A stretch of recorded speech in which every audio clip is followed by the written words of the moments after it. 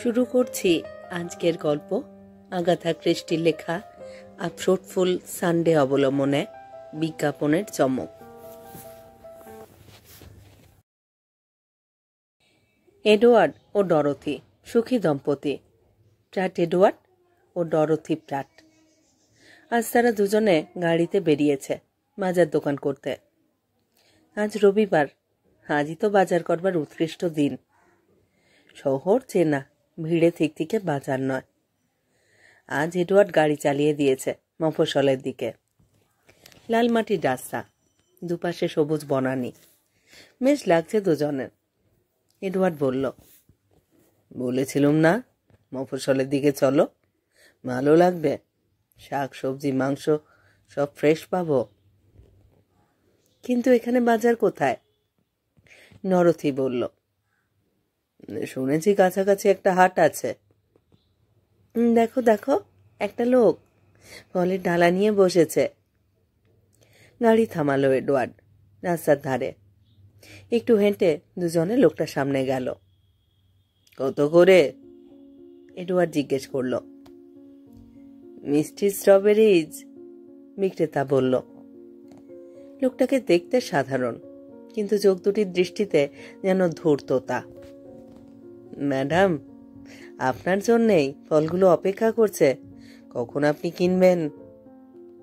একেবারে আজ সকালেই তুলে এনেছি বাগান থেকে। এক ঝুড়ি দিই ম্যাডাম? সত্যি বেশ টাটকা মনে হচ্ছে। টাটকা টাটকা, সেটাই তো বলছি ম্যাডাম। এই ফল খেলে আপনাদের ভালো হবে ম্যাডাম। তারপর সে এডওয়ার্ডের দিকে ফিরল, বিনীতভাবে বলল, খুব সস্তা স্যার, একটা বাস্কেট মাত্র 2 শিলিং। ফলগুলো দেখে কিন্তু আমার খুব ভালো লাগছে, বলল ডরোথি। এর 2 শিলিং বের করল। ডরোথিকে নিয়ে বাজার করতে বেরোনোর এই এক হ্যাপা, যা দেখবে তাই বলবে কিনবো। আজ অনেক কিছুই কিনবার আছে, ভেজিটেবলস, ভালো চা ও কফি। গাড়িতে পেট্রোল ভরতে হবে, ফুল ট্যাঙ্ক করে নিতে হবে ট্যাঙ্ক। তা কি আর করা যাবে। 2 শিলিং নিয়ে লোকটা এক বাস্কেট চেরি ফল দিল ডরোথির হাতে। ধন্যবাদ স্যার, ফলগুলো খেয়ে দেখবেন। দুজনে উঠল অস্টিন গাড়িতে। ডরোথির হাতে চেরি ফলের ছোট্ট ঝুড়ি। 8 ঘন্টা ড্রাইভের পর তারা চলে এলো একটা সুন্দর জায়গায়, একটা অপূর্ব ঝর্ণার ধারে। অস্টিনকে পার করলো এড রাস্তার নিরাপদ ধারে। ঝর্ণার ধারে 2টো পাথরে বসলো তারা পাশাপাশি। চেরি ফল চিবোতে লাগলো দুজনে। এডের হাতে ছিল রবিবারের সংবাদপত্র, সেটা পাশে ঘাসের উপরে পড়ে রইল। খবর কি আর আছে কাগজে? না, লোকটা ঠকায়নি, ফলগুলো সত্যি মিষ্টি। না, লোকটা ঠকায়নি, ফলগুলো কিন্তু সত্যি মিষ্টি। ডরোথি কাগজ তুলে নিয়ে হেডলাইনগুলো পড়তে লাগলো। এক দুঃখী স্ত্রী, একটি প্রতিবেদন। 28 জন মানুষ ডুবে গেছে নদীতে, একজন পাইলটের মৃত্যু। চমকপ্রদ হিরে চুরি, রুবি নেকলেস 50,000 পাউন্ড মূল্যের, লোপাট। ওহ এড, 50,000 পাউন্ড, ভেবে দেখো একবার। খবরটা পড়ো তো, এড বলল। নেকলেসটি তৈরি করা হয়েছে প্ল্যাটিনামের উপর 21টা বহুমূল্য পাথর সেট করে, এবং পাঠানো হয়েছিল প্যারিস থেকে রেজিস্টার্ড পোস্টে। যাকে পাঠানো হয়েছিল তিনি পার্সেল খুলে হাতে পান মাত্র কয়েকটা পাথর। রুবি পাথরগুলোর বা নেকলেসটা চিহ্ন নেই। ওই রকম একটা দামি গয়না পোস্টে পাঠানো হয়েছিল। এটা একটু অবাকই হলো। ফ্রান্সের ডাক ব্যবস্থা কিন্তু খুব খারাপ, খুব খারাপ। ওরকম একটা নেকলেস নিজের চোখে দেখবার খুব ইচ্ছে হয় আমার, ডরোথি বলল। রক্তের মতো লাল 31টা রুবি, পায়রার রক্ত। লোকে তো তাই বলে, রুবির রং নাকি পায়রার মতো লাল। এরকম যদি একটা নেকলেস আমার গলায় থাকতো। এই শুরু হলো। গয়নার কথা ভাবতে ভাবতে মেয়েরা স্বামীর কথাও ভুলে যায়। না না এড, তোমাকে আমি ভুলবো না, মরকত মনি পেলেও না। খুব বানিয়ে বানিয়ে কথা বলছো তো। এড হাসল। দাও দাও, ঝুড়ি থেকে চেরি দাও। বাস্কেটটা স্ত্রীর দিকে বাড়িয়ে দিল এড। আমি কিন্তু তোমার থেকে বেশি বল খেয়েছি, নরথি বলল। এখনো যেগুলো পড়ে আছে দুভাগে ভাগ করব। আরে এড, ঝুড়ির নিচে এটা কি? ফলগুলো সরিয়ে নরথি বলল। এ তো বিশ্বাস হচ্ছে না। নরথি টেনে বের করলো। জল জল করছে। একটা প্ল্যাটিনামের চেন, তাতে বসানো রয়েছে রক্তলাল রুবি। নরথির হাতের তেলোতে গয়নাটা। দুজনেরই চোখের পলক পড়ছে না। এটা এই ঝুড়িতেই ছিল, এড বলল। নরথি ঘাড় নাড়ল। হ্যাঁ, ঝুড়ির একেবারে নিচে, ফলগুলো নিচে। আবার দুজনে দুজনের দিকে বিস্ময়ে তাকালো। কিভাবে পেলে এটা? স্বপ্ন মনে হচ্ছে এড। কি অদ্ভুত, কি অদ্ভুত এড। খবরের কাগজে হেডলাইনটা পড়লুম, আর ঠিক সেই নেকলেসটাই কি পাওয়া গেল নাকি? এড মৃদু হাসল। ভাবতে পারো, 50,000 পাউন্ডের একটা গয়না তুমি নিজের হাতে ধরে আছো। ভাবতে পারো? আচ্ছা, প্ল্যাটিনামে সেট করা রুবিগুলো গুনে দেখি। নরথি একটা একটা করে পাথরগুলো গুনল। তারপর বলল, একেবারে তাই এড, ঠিক 21টা পাথর, যেমন খবরের কাগজে লেখা আছে। এরকম হতে পারে এড? মনে হচ্ছে আমি স্বপ্ন দেখছি। পাথরগুলো কোনো জুয়েলারির দোকানে পরীক্ষা করে দেখতে হবে। সত্যি কি ওগুলো রুবি? এগুলো রুবি। দু একটা হিরেও বসানো আছে দেখছি। এর ওই লোকটা যে ফলের ডালা নিয়ে বসেছিল, যে চেরি ফল বিক্রি করলো আমাদের, ওর চোখ দুটো দেখেই আমার কেমন গা ছমছম করে উঠল। 2 সিলিং দিয়ে ফলগুলো কেনা হলো, আর তাদের নিচে হাতে এসে গেল 50,000 পাউন্ড। ভাবা যায়? কিন্তু একটা কথা ভাবো ডরোথি, ঠান্ডা মাথায় ভাবো, উত্তেজিত হয়েও না। এক বিরাট ষড়যন্ত্রের মধ্যে আমরা পড়ে যাইনি তো? ওই লোকটা কেন ফল বিক্রি করবার অজুহাতে আমাদের হাতে বহুমূল্য নেকলেসটা তুলে দেবে? সত্যি কোনো মাথামুন্ডু কারণ খুঁজে পাচ্ছি না, যদি না লোকটার পেছনে পুলিশ লাগে। পুলিশ? এদের মুখ ফ্যাকাশে। হ্যাঁ, কাগজে তো লিখেছে পুলিশ তদন্ত শুরু করেছে। এডওয়ার্ডের মেরুদণ্ডে হালকা শীতের কাঁপুনি। ব্যাপারটা আমার আদৌ ভালো লাগছে না ডরোথি। ধরো পুলিশ যদি আমাদের পিছনে লাগে। কিন্তু আমাদের কি দোষে? আমরা তো এটা পেয়েছি চেরি ফলের ঝুড়ির তলায়। কিন্তু সেরকম বললে তো যে কোনো লোকেরই মনে হবে আমরা গল্প ফেঁদেছি। এই কথার মধ্যে কোনো যুক্তি আছে? কিন্তু কিন্তু জানো, মনে হচ্ছে যেন রূপকথার গল্প। এর উত্তরে কি একটা বলল, ডরোথি মন দিয়ে শুনল না। সে নিজের গলায় পরে নিয়েছে হাতটা, আর হাত ব্যাগ থেকে একটা ছোট্ট আয়না বের করে নিজেকে দেখছে। নিজেকে মনে হচ্ছে রানী। বিড়বিড় করছিল ডরোথি। বিশ্বাস হচ্ছে না আমার, এড বলল। পাথরগুলো ঝুটো, ইমিটেশন হতে পারে এড। নিজেকে গলার হাতটাকে তখনও দেখছিল ডরোথি। হতে পারে নকল। তা যদি না হয় তাহলে কিন্তু এটা বড় সমাপতন। পায়রার রক্ত, পায়রার রক্ত, রুবি, বিড়বিড় করল ডরোথি। একেবারে অ্যাবসার্ড, গোটা ব্যাপারটাই অ্যাবসার্ড। ডরোথি আয়নাটা সরিয়ে ডাকল, স্বামীর দিকে তাকালো, কিন্তু একটা হাত গলার নেকলেসে। হেড, কেমন দেখাচ্ছে আমাকে? এড এবার স্ত্রীর দিকে তাকালো। চমক খেল সে। কে এই মহিলা? তার স্ত্রী ডরোথি তো?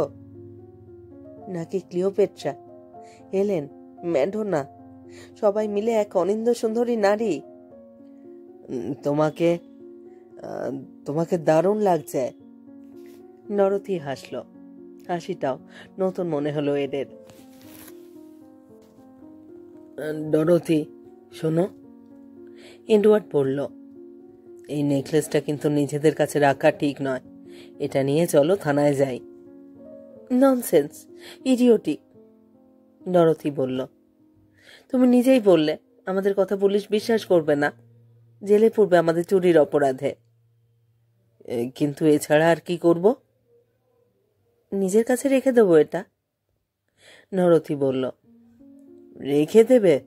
তোমার কি মাথা খারাপ হয়ে গেছে? আমরা তো সত্যি চুরি করিনি, কেন আমরা পুলিশের হাতে তুলে দেব এটা? আমরা তো চাইনি এটা, ভাগ্য আমাদের হাতে তুলে দিয়েছে। আমি এটা পরবো, এই অলংকার। আর পুলিশ তোমাকে হাতে নাতে ধরবে, আমাকেও। ঠিক আছে, তাহলে, ডরোথি শান্তভাবে বলল, তাহলে এটা আমরা বিক্রি করে দেব। সেই টাকায় তুমি একটা রোলস রয়েস গাড়ি কিনবে, আমি কিনবো পায়রার ডিমের মতো একটা হিরে, আর কয়েকটা কানের দুল আর আংটি। বিক্রি করবে এত দামি নেকলেস? বলল এডওয়ার্ড। এত সোজা ভেবেছ এটা বিক্রি করা? জুয়েলারির মালিক জানতে চাইবে এরকম মূল্যবান গয়না আমরা কোথায় পেয়েছি। বিশ্বাস করবে সে আমাদের গল্পটা? ঠিক আছে, বলল ডরোথি। জুয়েলারির দোকানে নিয়ে যাব না এটা। রহস্য গল্প পড়ো না তুমি? আমরা চোরা বাজারে বিক্রি করব এটা। চোরা বাজার? চোরা বাজার আমি কোথায় খুঁজবো? সারা জীবনে 2 নম্বরই কাজ করিনি আমি। আরে বেঁচে থাকতে হলে সব জানতে হয়, বলল ডরোথি। সব জানতে হয় কখন কি কাজে লাগে। একটা চোরাই নেকলেস পেয়ে তুমি যে এমন ব্যবহার করবে, আমি বিশ্বাস করতে পারছি না। আমার ধারণা ছিল তুমি সাহসী পুরুষ। কিছুক্ষণ মুখ ফিরিয়ে চুপ করে রইল ওরা। তারপর ডরোথি উঠে দাঁড়ালো। কি হলো? চলো বাড়ি যাই। ওই হারটা গলায় পরে? ডরোথির মুখ গোমড়া। সে হারটা খুলল গলা থেকে, চকচকে চোখে তাকালো অলংকারটার দিকে, তারপর হাত ব্যাগে রেখে দিল। শোনো ডরোথি, এডওয়ার্ড বলল, ওটা আমাকে দাও। না। আমাকে দাও। জীবনে কোনোদিন পাপ কাজ করিনি। সেটা তুমি না করতেই পারো, কিন্তু হারটার সঙ্গে সম্পর্কটা কি? ডরোথি, আমাকে দাও ওটা। আমি চোরা বাজারেই যাব। এটা কোনো অপরাধ সত্যি নয়, কারণ আমরা তো জানতাম না 2 সিলিং দিয়ে কেনা ফলে ঝুড়ির নিচে এটা লুকোনো আছে। হ্যাঁ, সেটাই তো আমি বলেছি। উফ, এড, তুমি কি ভালো। ডরোথি হাঁটা দিল এডকে। সে ওটা পকেটে ঢোকালো। গাড়িতে উঠল দুজনে। অস্টিন চলতে শুরু করেছে। এত উত্তেজিত দুজনেই যে অন্যান্য বাজার করতেই ভুলে গেছে। লন্ডনের দিকে ছুটছিল গাড়ি। দুজনেই চুপচাপ। একটা তেমাথার মোড়ে ট্রাফিক পুলিশ তাদের গাড়ি থামালো। এডওয়ার্ডের বুকে হাতুড়ির পিটুনি। ঘামছে সে।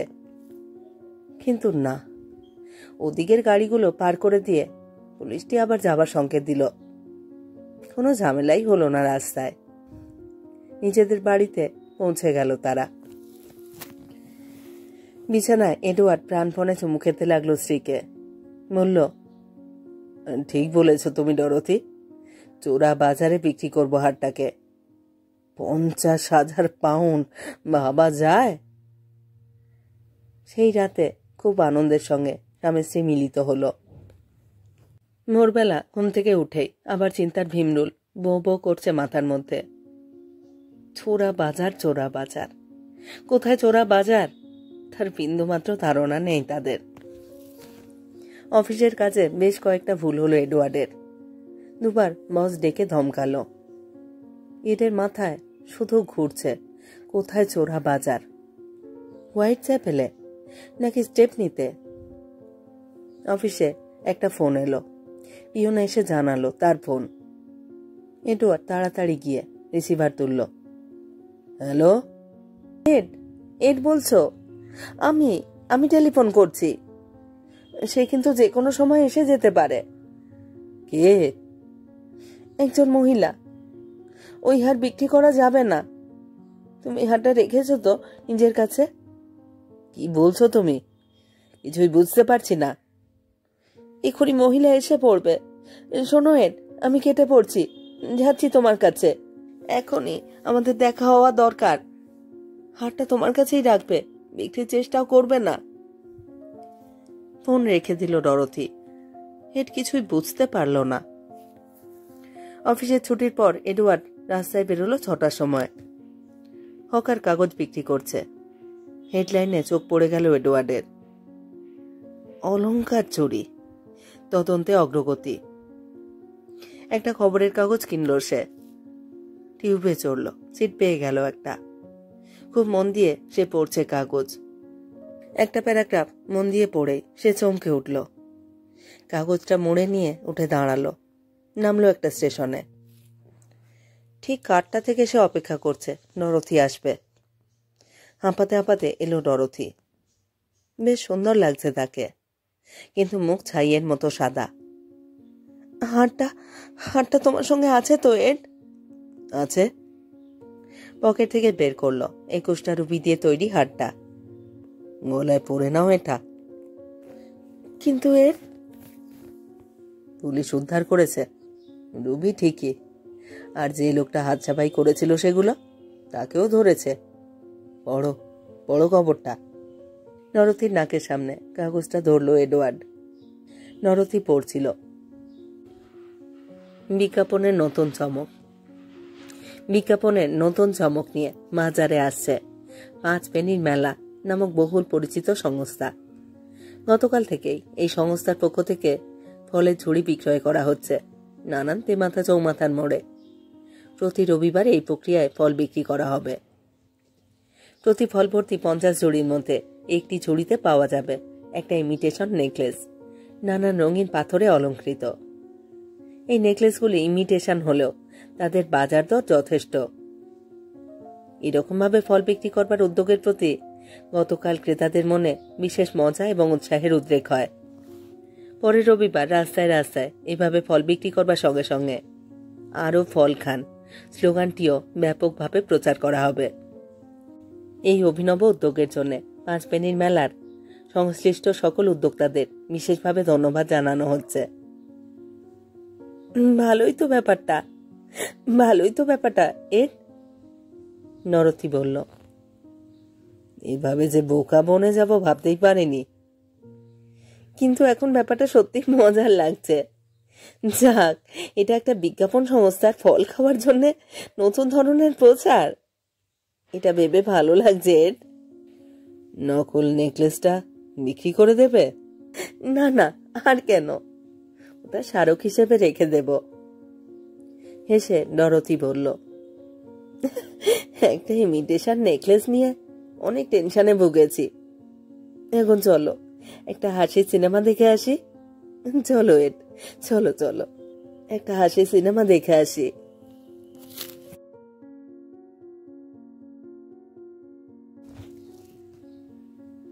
শেষ হলো আজকের গল্প, আগাথা ক্রিস্টির লেখা অবলম্বনে বিজ্ঞাপনের চমক। কেমন লাগছে আমাদের গল্প পাঠ এবং পরিবেশনা তা অবশ্যই কমেন্ট বক্সে আমাদের লিখে জানান। নতুন নতুন গল্প শুনতে আমাদের নতুন চ্যানেলটি সাবস্ক্রাইব করে সাথে থাকুন এবং আপনারা কি ধরনের গল্প শুনতে চান তা আমাদের লিখে জানান। আপনাদের মতামত আমাদের অনেক উৎসাহিত করবে, আমাদের চলার পথ আরো মসৃণ হবে। সাথে থাকবেন, সবাই খুব ভালো থাকবেন।